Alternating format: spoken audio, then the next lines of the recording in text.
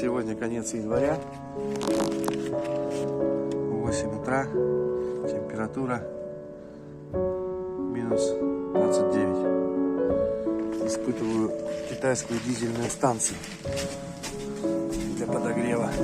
Вот я ее запустил, и она работает.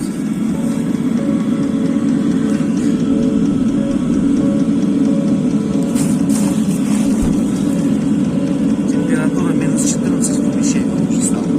Запускал, было минус 26 в помещении. Сидят. Работает.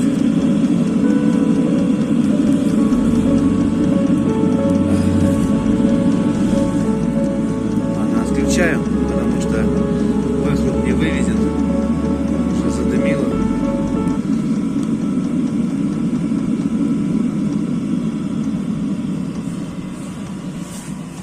Успешный запуск произошел на летней соляре.